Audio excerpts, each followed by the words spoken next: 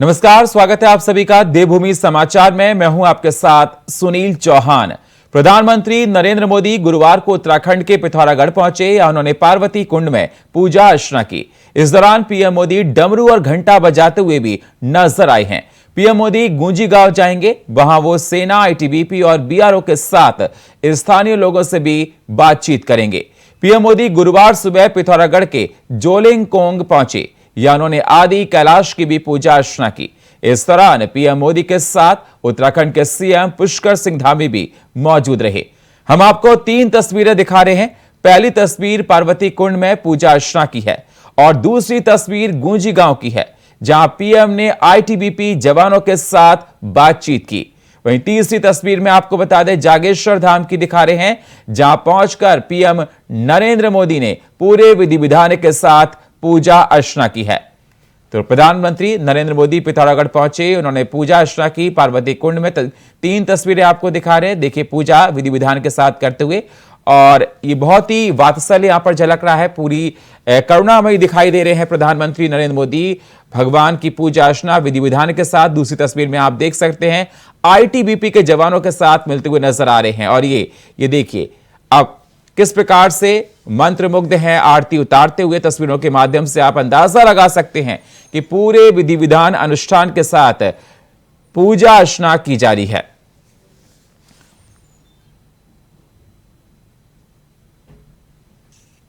और इस खबर पर हमारे साथ अवनीश प्रेमी, स्टेट हेड उत्तराखंड, हमारे साथ फोन लाइन पर जुड़ चुके हैं। अवनीश, क्या कुछ अहम और जानकारी, जिस प्रकार से देखा जा रहा है कि पिथौरागढ़ पहुंचने के बाद प्रधानमंत्री नरेंद्र मोदी ने विधि विधान के साथ पूजा अर्चना की, आईटीबीपी के जवानों से मिले, और क्या अहम जानकारियां निकल कर आ रही हैं? अवनीश, देखिए बिल्कुल, जोलिंगकांग पहुंचे थे मुख्य प्रधानमंत्री, और उन्होंने वहां शिव मंदिर में पूजा अर्चना की, आदि कैलाश के दर्शन उन्होंने किए।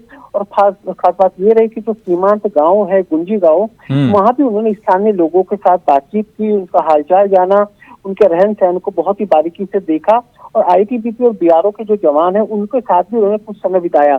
उसके बाद वो जागेश्वर आ गए थे, जहाँ जागेश्वर धाम में उन्होंने पूजा अर्चना की। खास बात ये रही कि प्रधानमंत्री का जो आज का दौरा हम कहेंगे वो पूरी तरह से विधि विधान के साथ रहा है। उन्होंने पूजा अर्चना की है, और जो स्थानीय परिधान है उसमें आज प्रधानमंत्री नजर आए। अब कुछ देर बाद वो पिथौरागढ़ पहुंचे हैं, जहां पर जनसभा को संबोधित करेंगे।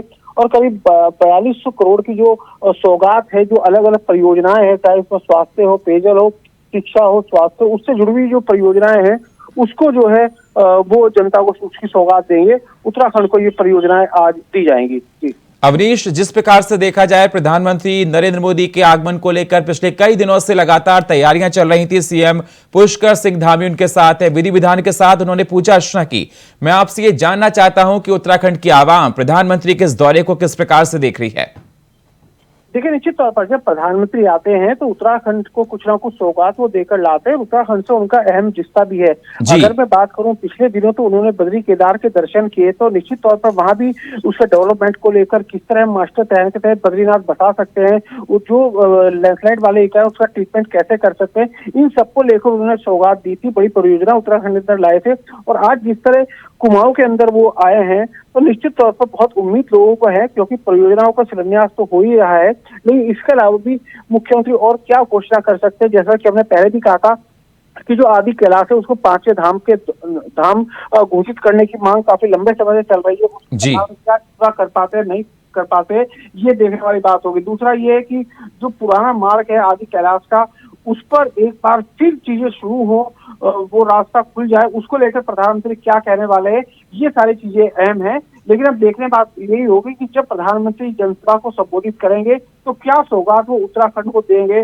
नई परियोजनाएं जो है उनका शिलान्यास तो वो करेंगे, लेकिन उत्तराखंड को और क्या मिलने वाला है वो जनसभा के बाद ही पता चलेगा। जी अवनीश, जिस प्रकार से देखा जा रहा है कि आप बता रहे हैं कि कुछ ही देर बाद जागेश्वर पहुंच जाएंगे, वहां पर तैयारियां पूरी हैं, सुरक्षा के पुख्ता इंतजाम किए गए। प्रधानमंत्री नरेंद्र मोदी का आगमन वहां पर है, पूरा प्रोटोकॉल वहां पर फॉलो किया जा रहा है। मैं आपसे ये जानना चाहता हूं कि कौन कौन सी योजनाओं का शिलान्यास कर सकते हैं, लोकार्पण कर सकते हैं, जो कि उत्तराखंड को आगे विकास की गति में बहुत बड़ी भागीदारी देगा? पिथौरागढ़ पहुंचेंगे, जहां के ऐतिहासिक पेड़ ग्राउंड है, वहां पर जनसभा को संबोधित करेंगे। करीब 60,000 से ज्यादा लोगों को बैठने की व्यवस्था वहां की गई है। और प्रधानमंत्री उससे पहले ही जो योजना है, जैसे कि बनाया 4200 करोड़ की है, उसका शिलान्यास लोकार्पण करेंगे। लेकिन इसके अलावा उत्तराखंड को लेकर, कुमाऊं को लेकर वो क्या बड़ी घोषणाएं करेंगे, उस पर सब लोगों की निगाहें फिलहाल है। दूसरा, मैं बता दूं कि जिन परियोजनाओं की हम बात कर रहे हैं 4200 करोड़ की जो है, उसमें शिक्षा, एजुकेशन, स्वास्थ्य, टूरिज्म, इसको लेकर अलग अलग योजनाएं हैं जो आज लोगों को उसकी सौगात दी जाएगी, उत्तराखंड के लोगों को उसकी सौगात दी जाएगी। जी अवनीश, अगर देखा जाए उत्तराखंड की सियासत को देखते हुए, तो प्रधानमंत्री का ये दौरा आने वाले समय में बीजेपी के लिए कितनी बड़ी ताकत बन सकता है? क्योंकि कहा जाता है कि प्रधानमंत्री लगातार उत्तराखंड के सीएम पुष्कर सिंह धामी से साथ रहते हैं, बात करते रहते हैं और उनका आगमन भी दिल्ली होता रहता है और उनके पसंदीदा भी सीएम ये देखा जाए पुष्कर सिंह धामी हैं। तो मैं आपसे ये जानना चाहता हूं कि प्रधानमंत्री का ये दौरा पिथौरागढ़ में आने वाले दिनों में जो चुनाव होने हैं लोकसभा को देखते हुए, ये कितना अहम माना जाए? देखिए, काफी अहम इसको कह सकते हैं। और ये कहेंगे कि उत्तराखंड के अंदर एक तरह से लोकसभा चुनाव का जो आगाज हुआ है, वो भी हम इसको कह सकते हैं, क्योंकि प्रधानमंत्री जब आ रहे हैं तो निश्चित तौर पर वो तमाम योजनाओं का शिलान्यास, शुभारंभ करेंगे। लेकिन इसके साथ साथ सबसे बड़ा अहम है कि उत्तराखंड के जो सांसद है, जो राज्यसभा मेंबर है और तमाम मंत्री हैं, उसको भी इस जनसभा में आमंत्रित किया गया, उनको बुलाया गया है। तो निश्चित तौर पर सियासत थोड़ी गर्म है। और खास बात यह है कि जो विपक्ष है लगातार वो इस बात को कह रहा है कि मुख्यमंत्री का सियासी दौरा है, चुनाव को लेकर दौरा है। लेकिन इतना जरूर है, जब प्रधानमंत्री उत्तराखंड आते हैं तो निश्चित तौर पर कुछ ना कुछ देकर जाते हैं। और जिस तरह मैं लगातार बताया कि पिछले दिनों जब वो गढ़वाल के दौरे पर आए थे और तमाम उन्होंने बड़ी घोषणाएं यहाँ पर की थी, इस तरह आज कुमाऊं को भी बहुत ज्यादा उम्मीद है। और निश्चित तौर पर चुनावी दौरा भी हम इसको कह सकते हैं, एक तरह से चुनाव का आगाज उत्तराखंड के अंदर हो जाएगा लोकसभा का। ये भी प्रधानमंत्री आज क्या कहते हैं देखने वाली बात होगी। लेकिन इतना जरूर है कि इस चुनावी से इसको जोड़कर हम देख सकते हैं। अवनीश, मैं आपसे ये जानना चाहता हूं कि जहां पर प्रधानमंत्री नरेंद्र मोदी की थोड़ी देर बाद जनसभा होने वाली है, वहां के अभी फिलहाल में सूरत हाल किस प्रकार से हैं? कितना वहां पर भीड़ देखी जा रही है? सुरक्षा के कैसे इंतजाम किए गए हैं और कितनी भीड़ की उम्मीद देखी जा रही है? क्योंकि प्रधानमंत्री का दौरा बेहद अहम होता है, जनता दूर दूर से उनको सुनने के लिए आती है। देखिए, बिल्कुल खास बात यह है कि प्रधानमंत्री का ये दौरा जो है वो कुमाऊं के सीमांत जिले में हो रहा है, तो निश्चित तौर पर ये अहम है। और जहां तक आपने की भीड़ की, तो काफी संख्या में लोग उनको सुनने और देखने के लिए आ रहे हैं। और खास बात ये भी है कि उत्तराखंड के साथ प्रधानमंत्री का काफी लगाव है, वो लगातार यहाँ आते हैं, स्थानीय लोगों से बातचीत करते हैं। और जिससे उन्होंने आज भी बीआरओ और आईटीबीपी के जवानों से बातचीत की, गुंजी में वो स्थानीय लोगों से मिले, जो पारंपरिक हमारे उत्पाद हैं उनको उन्होंने बारीकी से देखा और बेहतर विकास के लिए क्या हो सकते हैं उसको लेकर उन्होंने स्थानीय लोगों से बातचीत की है। तो निश्चित तौर पर लोगों को बहुत उम्मीदें हैं इस दौरे से लेकर। और खास बात यह है कि जैसा कि मैं पहले भी इस बात को कहा था कि कुमाऊं हमारा जो है एक अहम पड़ाव उत्तराखंड का है। अगर इसके अंदर आदि कैलाश को 5वां धाम घोषित कर दिया जाता है तो निश्चित तौर पर उत्तराखंड के लिए बड़ी बात होगी। और कुमाऊं में जो टूरिज्म सेक्टर है, जो बेरोजगारी है, जो रोजगार के मसले हैं, उनमें भी मुख्यमंत्री का यहाँ पर ये ऐलान करना एक बहुत बड़ा मील का पत्थर साबित होगा। क्योंकि अभी तक उत्तराखंड की पहचान 4 धाम को लेकर है, गंगोत्री, यमुनोत्री, बद्रीनाथ, केदारनाथ, गढ़वाल में है। लेकिन कुमाऊं के अंदर अगर आदि कैलाश को 5वां धाम घोषित कर दिया जाता है तो निश्चित तौर पर विकास के नए आयाम कुमाऊं के अंदर पैदा होंगे। बिल्कुल अवनीश, देखा जाए कुमाऊं गढ़वाल और पौड़ी गढ़वाल, टिहरी गढ़वाल, ये देखा जाए अलग अलग डेमोग्राफी यहाँ पर। और यहाँ पर अगर समझा जाए तो यहाँ की जो जनता है, वहां की आवाम है जो इन जगहों पर रहती है, उनकी अलग अलग मांगे होती हैं। और आपका कहना है कि कुमाऊं का दौरा है तो कुमाऊं के क्षेत्र की अपनी अपनी अलग अलग समस्याएं हैं। तो ये देखा जाएगा कि प्रधानमंत्री अपनी जनसभा में कुमाऊं को क्या देते हैं और उत्तराखंड के दौरे को क्या देते हैं, जिससे आने वाले समय में एक नए आयाम को स्थापित किया जाएगा। मैं आपसे जानना चाहता हूं, प्रधानमंत्री नरेंद्र मोदी की सभा में कौन कौन और लोग शामिल होने की उम्मीद है? बताया जा रहा है कि सारे मिनिस्टर्स हैं उत्तराखंड के, सीएम खुद धामी उनके साथ हैं, आईटीबीपी के जवानों से मिले हैं।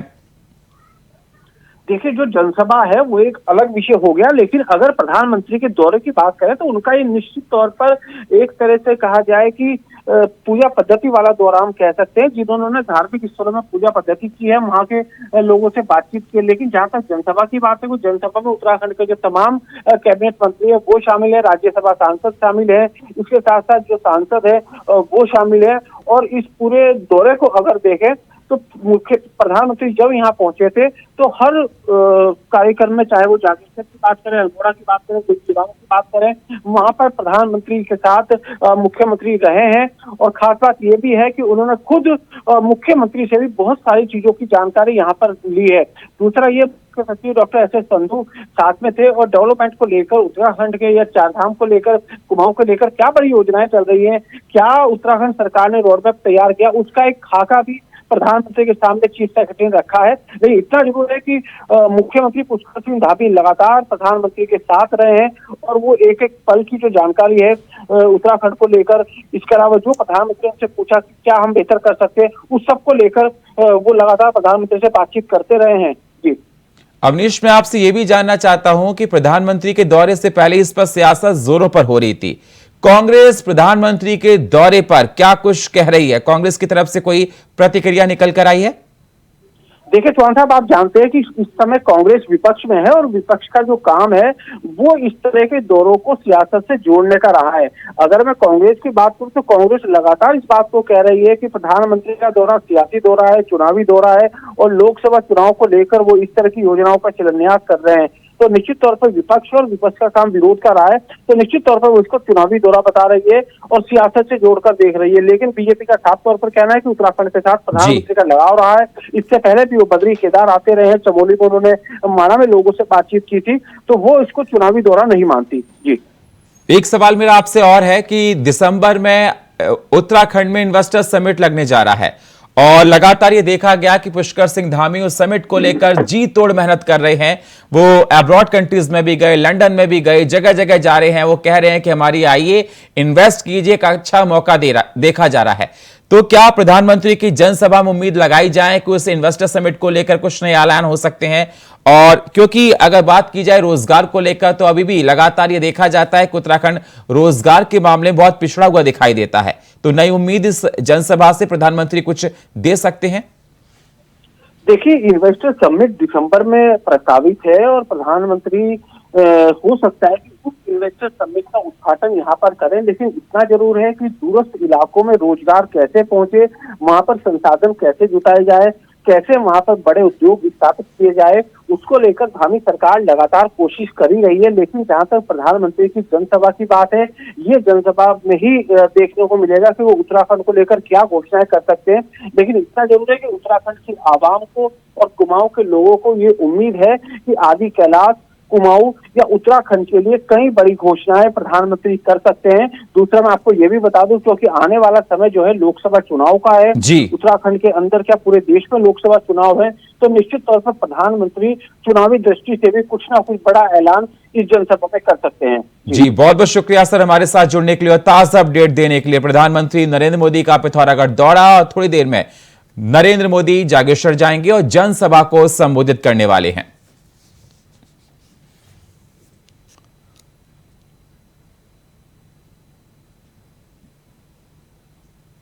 देश के प्रसिद्ध उद्योगपति मुकेश अंबानी ने आज श्री बद्रीनाथ धाम पहुंचे हैं, जहां उन्होंने मंदिर में विशेष पूजा अर्चना की। इस मौके पर उन्होंने श्री बद्रीनाथ केदारनाथ मंदिर समिति बीकेटीसी को 5 करोड़ रुपए की धनराशि दान की है। उन्होंने चेक के माध्यम से यह धनराशि बीकेटीसी के अध्यक्ष अजेंद्र अजय को सौंपी है। तो आपको बता दें, उद्योगपति मुकेश अंबानी आज बद्रीनाथ धाम पहुंचे। पूरे विधि विधान के साथ उन्होंने पूजा अर्चना की और 5 करोड़ रुपए की धनराशि बीकेटीसी को दान की है।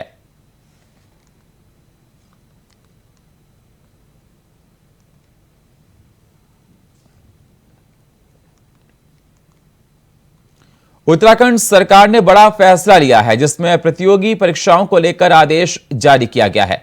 दरअसल प्रतियोगितात्मक परीक्षाओं के आधार पर चयनित अभ्यर्थियों की सूची और प्रतीक्षा सूची के संबंध में आदेश जारी किया गया। चयन और प्रतीक्षा को लेकर नियमावली बनाई गई है। देहरादून सरकार ने यह फैसला, आपको बता दें उत्तराखंड की सरकार ने यह फैसला लिया है। प्रतियोगी परीक्षाओं को लेकर आदेश जारी किए गए हैं। प्रतीक्षा सूची के संबंध में ये आदेश जारी किए गए हैं।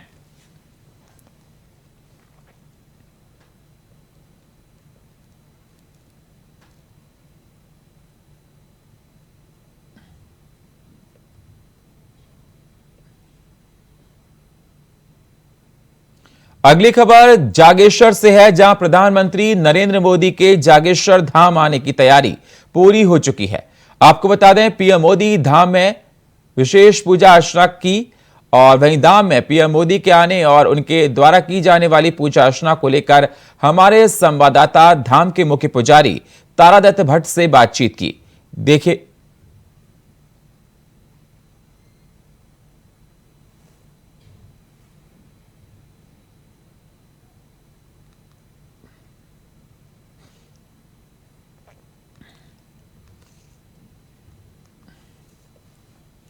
उत्तराखंड में सभी निकायों का कार्यकाल दिसंबर के पहले हफ्ते में पूरा होने जा रहा है, लेकिन राज्य निर्वाचन आयोग का ध्यान निकाय चुनाव से ज्यादा लोकसभा चुनाव पर है। यही कारण है कि नैनीताल हाईकोर्ट ने एक याचिका पर सुनवाई करते हुए राज्य निर्वाचन आयोग और राज्य सरकार दोनों को फटकार लगाई है।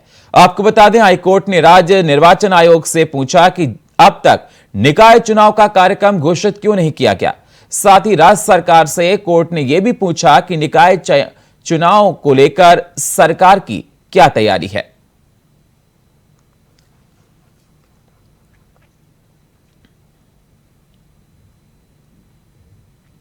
निश्चित रूप से देखिए, भारत के प्रधानमंत्री आदरणीय मोदी जी उत्तराखंड आ रहे हैं और उत्तराखंड से उनका विशेष लगाव है। उत्तराखंड के लिए उन्होंने कहा था कि आप 2017 में उन्होंने बोला था कि मुझे एक बार मौका दीजिए। भारतीय जनता पार्टी की सरकार दोनों जगह होनी चाहिए। डबल इंजन की सरकार ने जिस प्रकार से, चाहे वो सड़क कनेक्टिविटी हो, चाहे रेल कनेक्टिविटी हो, चाहे एयर कनेक्टिविटी हो, चाहे अन्य काम हो, चाहे औद्योगिक चीज़ों के लिए काम हो, चाहे हॉस्पिटल के लिए काम हो, ये पहला प्रदेश है जहाँ दो एम्स चल रहा है। एम्स की सैटेलाइट शाखा भी चल रही। तो इस उत्तराखंड प्रदेश को संवारने का काम डबल इंजन की सरकार ने किया है और उसी काम के बदौलत भारतीय जनता पार्टी को 2022 में उत्तराखंड की जनता ने एक बार फिर से सारे मिथकों को तोड़ते हुए, सारे इतिहासों को बदलते हुए 2022 में भारतीय जनता पार्टी की सरकार दोबारा से स्थापित की। यहाँ की जनता ने कार्यों को 10% और उनके आश्रितों को 10% आरक्षण पर, वही विषय है, उसी पे बात हुई कि हम कैसे इसको लागू कर सकते हैं कि जो पूर्व में लोग लगे हैं उनको भी न्याय हो, जो लोग एग्ज़ाम निकाल चुके थे और उनको उसके बाद नियुक्ति नहीं मिली उनको, उनके साथ भी न्याय हो, जो आश्रित हैं उनके साथ भी न्याय हो, जो खुद आंदोलनकारी हैं उनकी उम्र जो है बढ़ गई है उनके साथ भी न्याय हो। तो सारे बिंदुओं पर इस पर चर्चा हुई है और कुछ तकनीकी विषय हैं जिसके लिए एक मीटिंग और रखी है, क्योंकि हम लोग ये चाहते हैं कि जब हम इसको कानून बनाकर भेजें तो ये कहीं पर भी कोई स्पष्ट सब कुछ हो, कोई उलझे ना, कोई कोर्ट में जाके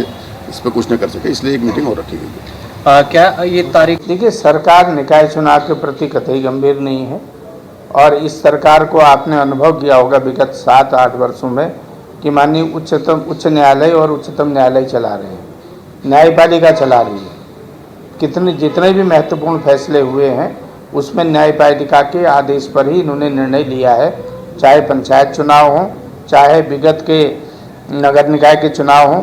आज फिर नगर निकाय के संबंध में माननीय हाईकोर्ट ने सरकार से पूछा है। देखिए, सरकार उसमें क्या जवाब देती है।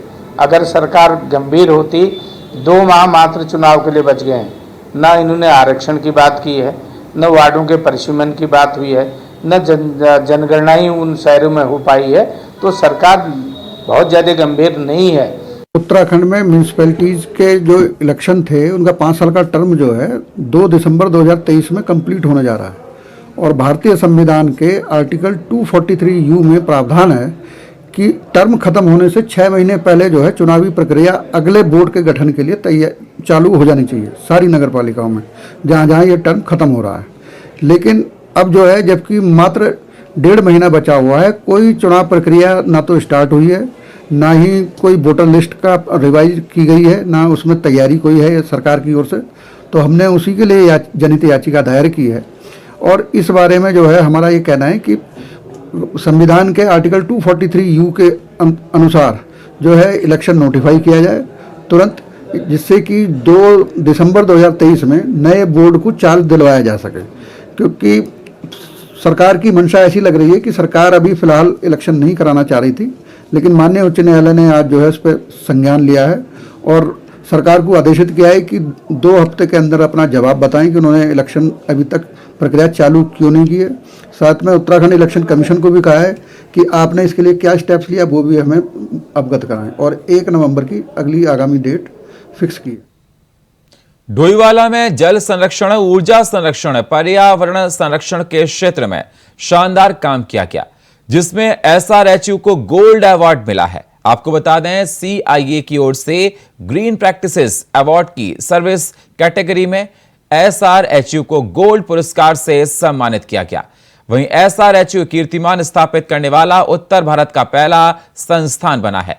आपको बता दें, SRHU हरित क्रांति और पर्यावरण संरक्षण के मॉडल विश्वविद्यालय के रूप में संस्थापित है।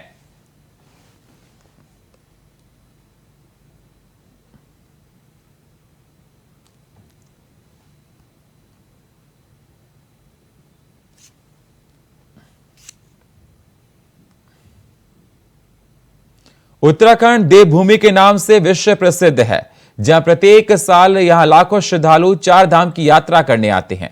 तो वहीं 4 धाम की यात्रा को सुगम और सफल बनाने के लिए शासन और प्रशासन अपने स्तर पर लगातार काम कर रही है।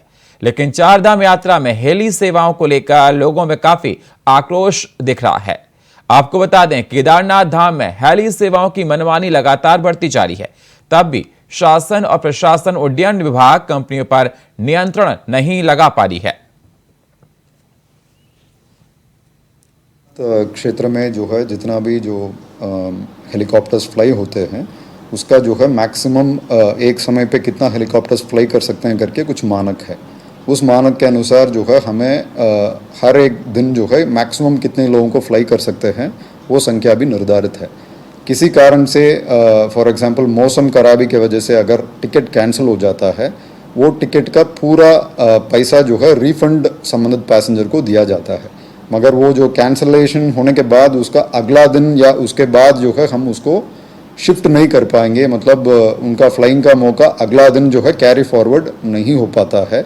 इसलिए है वो कारण है कि अगला दिन का जो पूरा टिकट भी सोल्ड आउट रहता है, उसके लिए जो है पैसेंजर ऑलरेडी खड़ा रहता है। तो वो उसका अतिरिक्त जो है जो पुराना बैकलॉग जो लोगों का भेजना प्रैक्टिकली असंभव है। तो जितने लोगों को हम अतिरिक्त भेजना चाहेंगे उतना ही जो है उस दिन का पैसेंजर का मौका भी अफेक्ट होता है। और फिलहाल देवभूमि समाचार में इतना ही। बाकी खबरों के लिए आप बने रहिए इंडिया वॉइस के साथ। तब तक के लिए नमस्कार।